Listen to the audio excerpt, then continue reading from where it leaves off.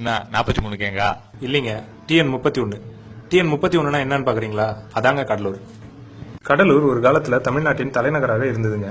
ஆனா இப்போ ஈரோடு பக்கமோ தூத்துக்குடி பக்கமோ போய் கடலூர்னு சொன்னா தெரியாதுங்க. பாண்டிச்சேரிக்கு பக்கத்து ஊர்னு சொன்னாதாங்க தெரியும். நாம் மறந்த கடலூரின் வரலாறு இது. ஆங்கிலேயரின் ஆட்சி காலத்தில் தமிழகத்தின் தலைநகரமாக நம்ம கடலூர் புனித டேவிட் கோட்டை தாங்க செயல்பட்டது. தமிழகத்தின் மிக பழமையான சிறைச்சாலை கடலூர் மத்திய சிறைச்சாலை தாங்க. இது ஆங்கிலேயர்களால் கட்டப்பட்டு இன்னும் செயல்பாட்டில் உள்ளது. 1885ஆம் ஆண்டு கடலூர் தமிழகத்தின் முதல் நகராட்சி என்று ஆங்கிலேயர்களால் அறிவிக்கப்பட்டது. தமிழகத்தின் முதல் அகலமான பாலம் நம்ம கடலூரில் உள்ள கெடிலம் அண்ணா பாலம். திருப்பதிக்கு பிறகு தமிழகமே பெருமைப்பட வேண்டிய திருவந்திபுரம் கோயில் நம்ம கடலூரில் தான் உள்ளது.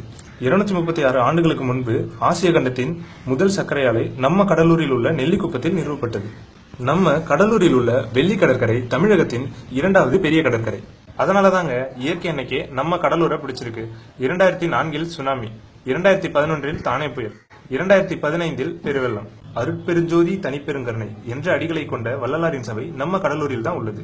உலகில் ஆஸ்திரேலியாவுக்கு பிறகு சதுப்பு நில காடுகள் நம்ம கடலூரில் உள்ள பிச்சாவரத்தில் தான் உள்ளது. நம்ம கடலூரில் சிதம்பரம் நடராஜர் கோயில் 1000-2000 வருடங்களுக்கு முன் பூமியின் மையப்பகுதியில் கட்டப்பட்டது. 200 ஆண்டுகளுக்கு முன் தமிழகத்தின் முதல் இயற்கை துறைமுகம் கடலூரில் உள்ள பரங்கிப்பேட்டையில் செயல்பட்டது. இந்தியாவின் முதல் கடல்சார் ஆராய்ச்சி மையம் நம்ம கடலூரில் உள்ள பரங்கிப்பேட்டையில் செயல்படுகிறது.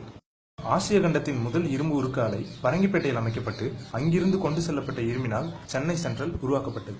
இந்தியாவின் முதல் கால்வாய் கடலூர் டு சென்னை சுமார் 300 கிலோமீட்டர் தூரம் பயணம் செய்யப்பட்டது. ஆனால் இன்று 3 கிலோமீட்டர் தூரம் கூட இல்லை. இந்தியாவிற்கு மின்சாரம் தருகின்ற நெய்வேலி அனல் மின் நிலையம் நம்ம கடலூரில் தான் உள்ளது.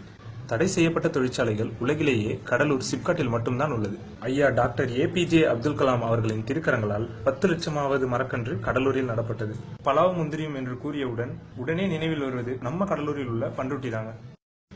கடலூர்ல பஸ் ஸ்டாண்ட் இருக்குதான்னு கேட்டா இருக்குதுன்னு தாங்க சொல்லுவோம். கடலூர்ல ரயில்வே ஸ்டேஷன் இருக்குதான்னு கேட்டா இருக்குதுன்னு தாங்க சொல்லுவோம்.